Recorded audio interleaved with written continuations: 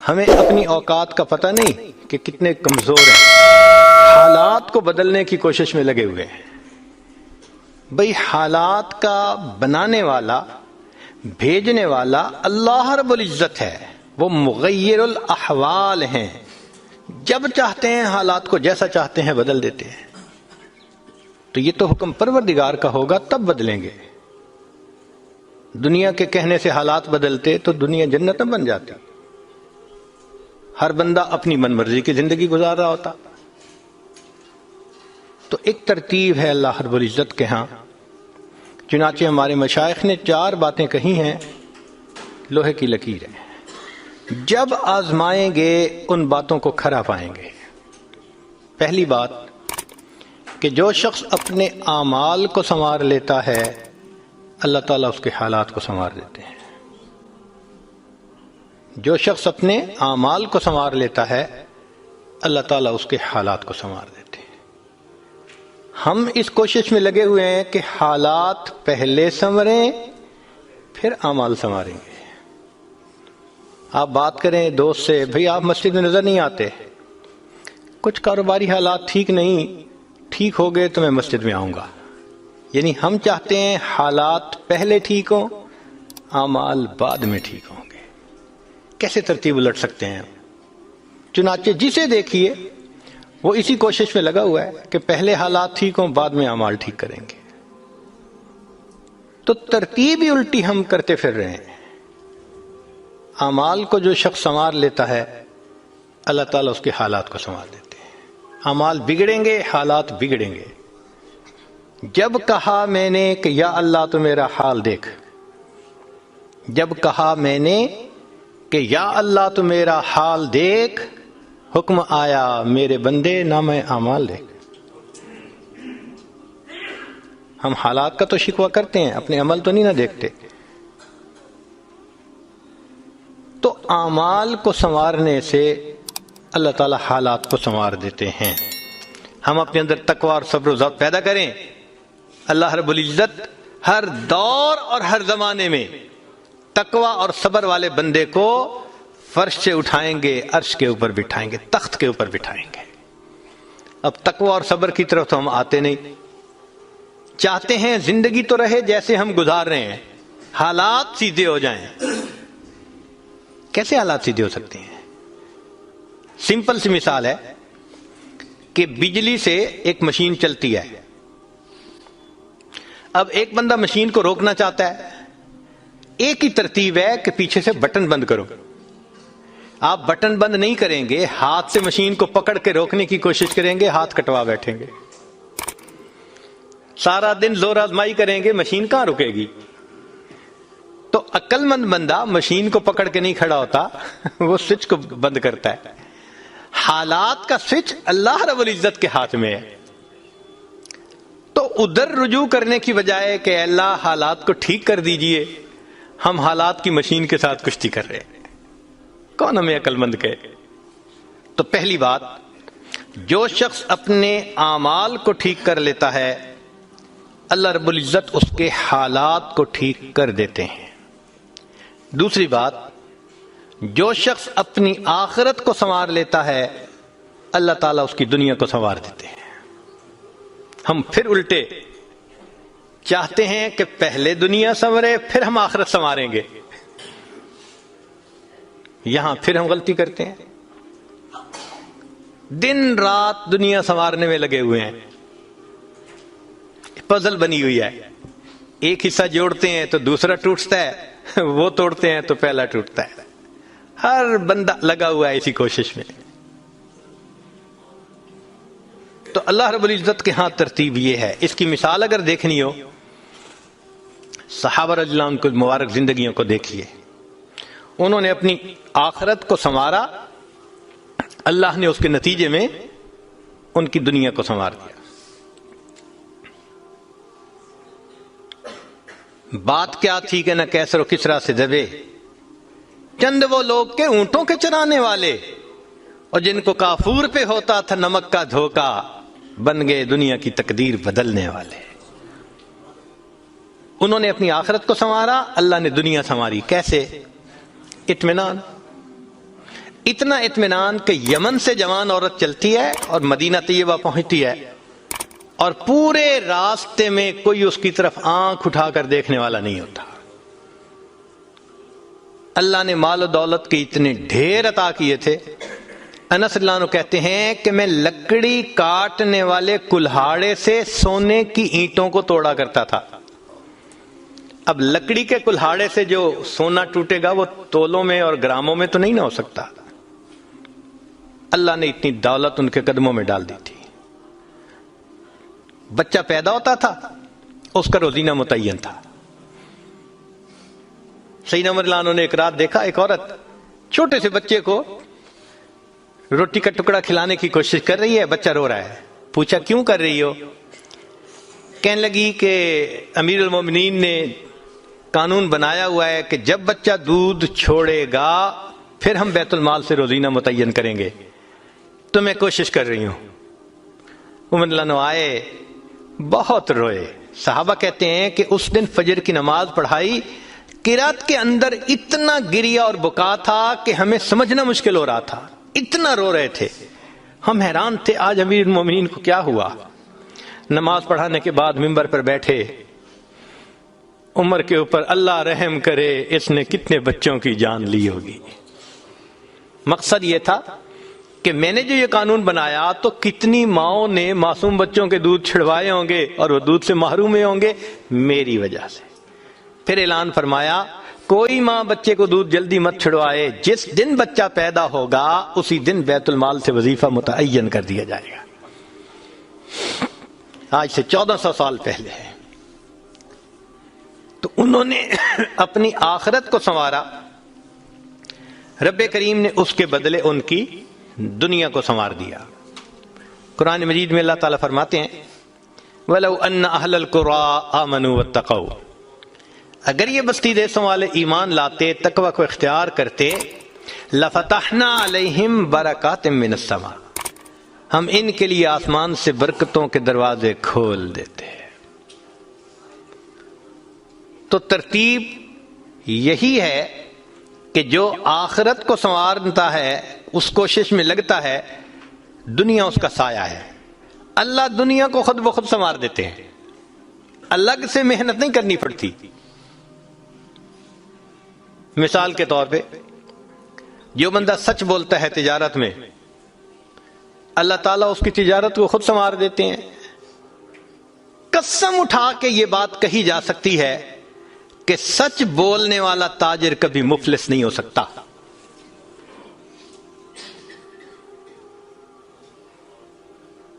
Possible ہی نہیں کہ سچ کی بنیاد ہو اور اس میں برکت نہ ہو.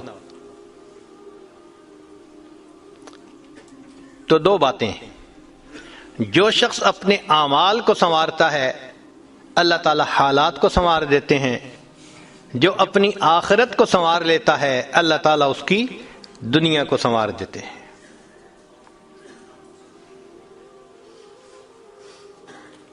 ہارون رشید اپنی کھڑکی میں سے نیچے دیکھ رہا ہے، مسجد کے دروازے پر امام ابو یوسف رحمۃ اللہ علیہ تشریف لا رہے ہیں اور ان کے پیچھے دو شاگرد ساتھ ساتھ جڑے ہوئے ہیں. دونوں چاہتے ہیں کہ میں جوتے اٹھاؤں، ہر ایک اس کوشش میں ہے. جب امام ابو یوسف رحمۃ اللہ نے جوتے اتارے تو ان میں سے ایک بچے کا ہاتھ ایک جوتے پہ پڑا، دوسرے کا ہاتھ دوسرے جوتے پہ پڑا. دونوں نے ایک ایک جوتا اٹھا لیا.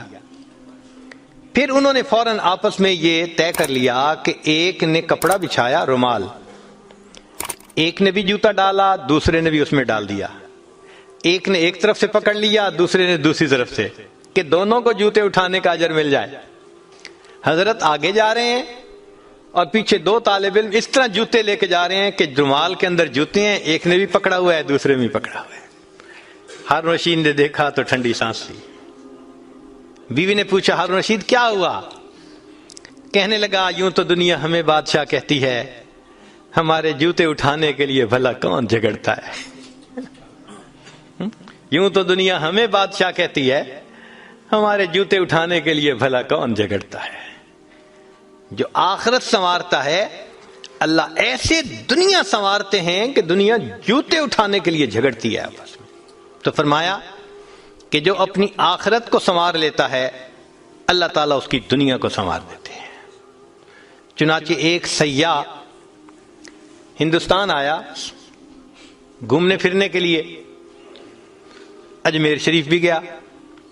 وہاں اس نے حضرت خواجہ معین الدین چشتی اجمیری رحمۃ اللہ علیہ کے مزار پہ دیکھا مسلمان بھی آ رہے ہیں اور ہندو بھی آ رہے ہیں اور سکھ بھی آ رہے ہیں. اللہ کی شان، اللہ رجوع دے دیتا ہے نا، سبھی آ رہے ہیں دعائیں مانگ رہے ہیں. تو وہ بڑا حیران کہ ہر کمیونٹی کے لوگ آ رہے ہیں، ہر مذہب کے لوگ آ رہے ہیں. تو جب واپس گیا تو بیوی نے پوچھا کہ بتائیں آپ نے کون سی انوکھی چیز وہاں دیکھی؟ تو اس نے کہا ہاں میں نے ایک چیز انوکھی دیکھی کہ ایک شخص قبر میں لیٹا ہوا تھا مگر لوگوں کے دلوں پر حکومت کر رہا تھا. ایک شخص قبر میں لیٹا ہوا تھا مگر لوگوں کے دلوں پہ حکومت کر رہا تھا. اللہ تعالیٰ یوں دنیا سنوارتے ہیں. تو دو باتیں، جو شخص اپنی اعمال کو سنوار لیتا ہے اللہ تعالیٰ اس کے حالات کو سنوار دیتے ہیں، اور جو شخص اپنی آخرت کو سنوار لیتا ہے اللہ تعالیٰ اس کی دنیا کو سنوار دیتے ہیں. تیسری بات کہ جو شخص اللہ رب العزت سے اپنے تعلق کو سنوار لیتا ہے اللہ مخلوق سے اسے تعلق کو سنوار دیتے ہیں. آج ہم چاہتے ہیں چچا راضی ہو جائے، پھپھو راضی ہو جائے، بہن راضی ہو جائے، اور عجیب بات ہے یہ رشتہ داریوں کے معاملے ہیں ہی ایسے، کھاؤں کدھر کی چوٹ بچاؤں کدھر کی چوٹ، سمجھ ہی نہیں لگتی کہ سب کو کیسے راضی کیا جائے. انسان حیران ہوتا ہے اور جی ہم تو سب کے ساتھ اچھا کرتے ہیں مگر پتہ نہیں رشتہ دار ہم سے راضی نہیں ہوتے. اس کے پیچھے بھی راز ہے. کیوں؟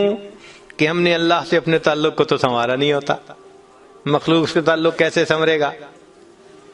تو فرمایا کہ جو شخص اللہ رب العزت سے اپنے تعلق کو سنوار لیتا ہے اللہ تعالیٰ مخلوق کے ساتھ اس کے تعلق کو سنوار دیتے ہیں. اگر اس کی مثال دیکھنی ہے تو نبی علیہ الصلوۃ والسلام کی مبارک زندگی کو دیکھیے. ایک وہ وقت بھی تھا کہ جب اپنے رشتہ دار نبی علیہ الصلوۃ والسلام کو تکلیف پہنچاتے تھے، آپ بازار میں آگے آگے دعوت کا کام کرتے تھے اور پیچھے آپ کا چچا ابو لہب لوگوں کو کہتا تھا کہ یہ شخص غلط بیانی کر رہا ہے تم اس کی بات مت ماننا. اپنے مخالفت کرتے تھے. ایک وہ وقت بھی تھا. پھر ایک وہ وقت آیا کہ جب اپنوں نے مکہ مکرمہ میں جینا تنگ کر دیا اور نبی علیہ الصلوۃ والسلام نے بیت اللہ کو دیکھ کر کہا بیت اللہ میں تجھے کبھی نہ چھوڑتا مگر مکہ کے رہنے والے مجھے یہاں بسنے نہیں دیتے. مبارک آنکھوں میں آنسو تھے اور اللہ کے حبیب جدا ہو رہے تھے. پھر کیا ہوا؟ 10 سال کے ہی عرصے میں حالات نے وہ پلٹا کھایا کہ جب آپ آ کر فاتح مکہ بن کر بیٹھے تو وہی قریش تھے جو قدموں میں آ کر پڑ گئے اور انہوں نے آپ کی غلامی اختیار کر لی. ہندا نے کہا جتنے خیمے دنیا میں تھے سب سے زیادہ آپ کے خیمے سے مجھے نفرت ہوا کرتی تھی، آج جتنے خیمے ہیں سب سے زیادہ محبت مجھے آپ کے خیمے سے ہے. اللہ اکبر کبیرہ. تو جو شخص اللہ سے اپنے تعلق کو سنوار لیتا ہے اللہ مخلوق سے اس کے تعلق کو سنوار دیتے ہیں. فضیل بن عیاض رحمۃ اللہ علیہ فرماتے ہیں مجھ سے جب بھی اللہ تعالیٰ کی نافرمانی ہوئی، مجھ سے جب بھی اللہ تعالیٰ کی نافرمانی ہوئی میں نے اس نافرمانی کا اثر اپنے ماتحتوں کے اندر دیکھا. یہ ریفلیکشن ہوتی ہے. ہم اللہ کی نافرمانی کرتے ہیں، اللہ مزہ چکھا دیتے ہیں کہ اپنے جو ماتحت ہوتے ہیں ان کو نافرمان بنا دیتے ہیں. اچھا بھائی تم ذرا اس کو ایکسپیرینس کرو ذرا. وہ جی کیا کریں بیوی سنتی ہی نہیں ہے، حضرت بس اولاد افلاطون بن گئی ہے، حضرت بچے نے ذلیل کر دیا ہے. کیوں شکوے ہوتے ہیں ہمیں کہ ہمارے ماتحت ہماری نہیں مانتے جبکہ ہم اپنے آقا کی نہیں مان رہے ہوتے. فرماتے ہیں کہ جب بھی مجھ سے اللہ تعالیٰ کی نافرمانی ہوئی میں نے آزما کے دیکھا یا تو بیوی نے میری نافرمانی کی، یا میری اولاد نے میری نافرمانی کی، یا میرے نوکروں نے، غلاموں نے، انہوں نے میری نافرمانی کی، یا کم از کم میری سواری کے جانور نے میری نافرمانی کی۔ یہ ہے عدل کا بدلہ۔ اپنے آقا کی نافرمانی کریں گے، اللہ تعالیٰ ماتحتوں کو نافرمان بنا کر دکھائیں گے۔ اس لیے اولاد کے شکوے کرنے کی ضرورت نہیں ہے، بیوی کے شکوے کرنے کی ضرورت نہیں ہے۔ سمپل سی بات ہے، اللہ رب العزت سے اپنے تعلق کو سنوار لیجئے، اللہ تعالیٰ مخلوق سے ہمارے تعلق کو سنوار دیں، سب کے دلوں میں محبت ڈال دیں گے۔ سیدنا امیر معاویہ رضی اللہ عنہ نے خط لکھا ام المومنین سید عائشہ صدیقہ رضی اللہ تعالی عنہا کو کہ ام المومنین، آپ امت کی ماں ہیں، آپ مجھے کوئی نصیحت فرمائیے۔ اور واقعی ام المومنین نے نصیحت کرنے کا حق ادا کر دیا۔ وہ نصیحت پڑھ کے پتہ چلتا ہے کہ انہوں نے نبی علیہ الصلوۃ والسلام کی صحبت یافتہ ہونے کا ثبوت پیش کر دیا۔ ام المومنین نے مختصر جواب لکھا، فرمایا دیکھیں، اگر آپ مخلوق کو خوش کریں گے، اللہ کو ناراض کریں گے، اللہ ساری مخلوق کے دل میں تمہاری نفرت ڈال دیں گے، یہ اندر سے تم سے نفرت کرتے پھریں گے۔ اور اگر تم اللہ کو راضی کرو گے، گو کہ مخلوق ناراض ہو رہی ہے، اللہ تعالیٰ اسی مخلوق کے دل میں تمہاری محبت ڈال دیں گے، یہ سب تمہارے دوست بن جائیں گے۔ تو اصل تو اللہ کو راضی کرنا ہے۔ تو فرمایا کہ تم اللہ سے اپنے تعلق کو سنوار لو، اللہ تعالیٰ مخلوق سے تمہارے تعلق کو سنوار دیں گے۔ تو اولاد کو نیک بنانے کا سب سے آسان طریقہ خود نیک بن جائیے۔ جو خود نیک بنتا ہے اور اللہ کے حکم کو توڑنے سے باز آ جاتا ہے، اللہ تعالیٰ اولاد کو مطیع اور فرمانبردار بنا دیتے ہیں۔